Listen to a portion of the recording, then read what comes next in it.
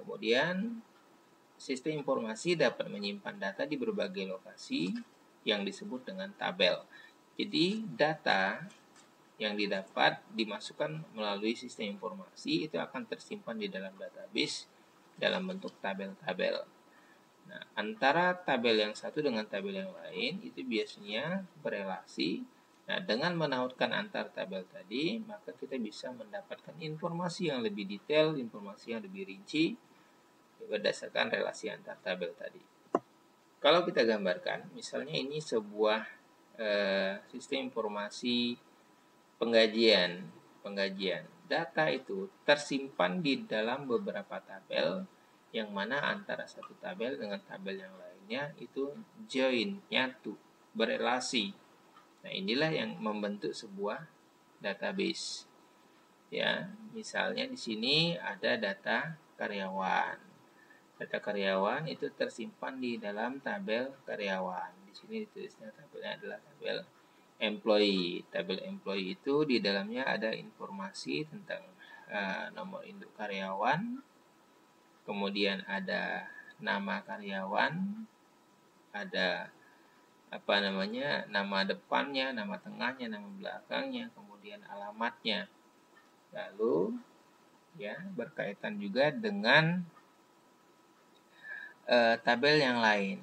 Tabel yang lain misalnya di sini ada tabel penggajian.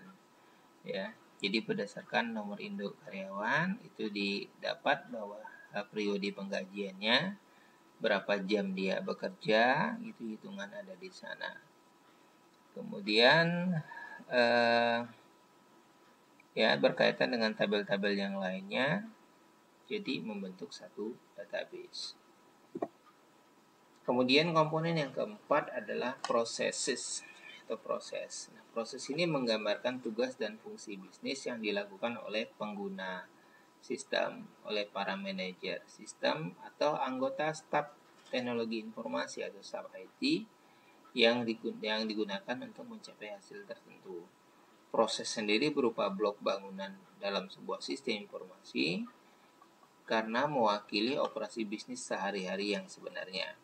Nah, untuk membangun sebuah sistem informasi yang sukses, analis sistem yang harus bisa memahami bagaimana proses bisnis yang terjadi dalam suatu organisasi, mendokumentasikan proses-proses tadi secara cermat, sehingga dari proses itu bisa diangkat, bisa dibangun aktivitas yang tepat, yang benar, dan menghasilkan informasi yang sesuai. Kemudian 5, orang atau people atau SDM, sumber daya manusia. Orang yang memiliki minat pada sistem informasi disebut sebagai pemangku kepentingan atau stakeholder. Jadi siapapun yang terlibat dengan penggunaan sebuah sistem informasi, di sini kita sebut sebagai stakeholder sistem informasi. Siapa saja? Pertama ada kelompok manajemen yang bertanggung jawab untuk sistem. Baik itu manajemen puncak, manajemen menengah, atau manajemen level bawah. Kemudian pengguna ini seringkali disebut sebagai pengguna akhir.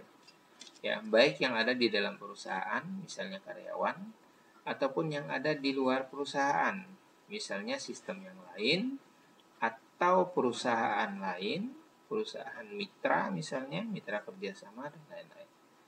Kemudian anggota staf teknologi informasi atau anggota staf IT, misalnya analis sistem, programmer, administrator jaringan.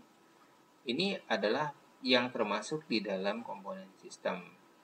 Jadi yang menganalisis bagaimana sebuah sistem itu berjalan untuk dikembangkan, kemudian diimplementasikan oleh seorang programmer, lalu berhubungan dengan administrator jaringan dalam pengembangannya untuk mendukung sistem yang dibangun.